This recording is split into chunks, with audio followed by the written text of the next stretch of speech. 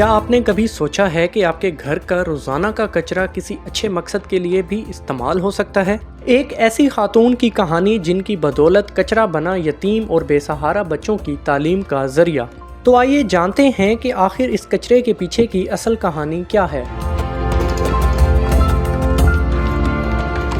آج سے 23 سال پہلے گھر کے پورچ سے ایک چھوٹی سی سرگرمی کا آغاز کیا گیا۔ بنیادی مقصد یہ تھا کہ ہم اپنے ملک کے وہ بچے جو آبرومندانہ زندگی نہیں گزار رہے ہیں، ایک اچھی اور آبرومندانہ زندگی گزاریں۔ سوال پیدا ہوتا تھا آبرومندانہ زندگی گزرے گی کیسے؟ تو بحیثیت شہری ہماری بھی کچھ انپٹ ہونی چاہیے۔ اگر اس ملک نے مجھے پڑھا کے یہ سہولتیں دی ہیں تو اب میری ٹرن ہے کہ میں کیا کروں، اپنے حصے کا کام مجھے کرنا ہی کرنا ہے۔ تو پھر یہی سمجھ آئی کہ تعلیم دی جائے، اور ہم نے تعلیم کا کام کیا۔ ہوا یوں کہ یہ بچے 3 سے 5، 5 سے 15 اور پھر 35 اور 3500 سے بڑھتے چلے گئے۔ ٹارگٹ یہ تھا کہ بچے کو اسکول لانے کے لیے ہر طرح کی سہولت دی جائے۔ فنڈ ناکافی تھا اور مستقل بنیادوں پہ نہیں ملتی، کچھ اور کیا کیا جائے۔ تو پھر یہ آیا کہ ہم کیوں نہ، جو پہلا دن تھا کہ گھروں کی استعمال شدہ کاپی پینسل یوز ہو رہی تھی، اس کو بڑے پیمانے پہ لوگوں سے کہا جائے کہ اس کے علاوہ اور جو سامان تمہارے گھروں میں ہے وہ ہمیں دو، کہ آپ کے گھر کا ایک ماہ کا خشک کچرا ایک بچے کی مفت تعلیم کا ذریعہ بنے گا۔ ہوا یوں کہ یہ اتنا آسان دکھتا تھا، اتنا آسان تھا نہیں۔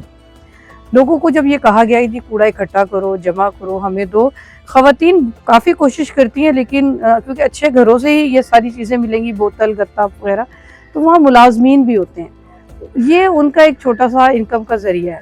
لیکن ہم نے یہ بتانا تھا کہ یہ انکم اب تمہاری سگریٹ اور کرائے پہ نہیں، اب تمہارے بچے کی تعلیم پہ لگتی ہے، تاکہ تمہاری آئندہ آنے والی نسلیں بھی آبرومندانہ زندگی گزاریں۔ تو اس طرح یہ خیر شروع کی گئی۔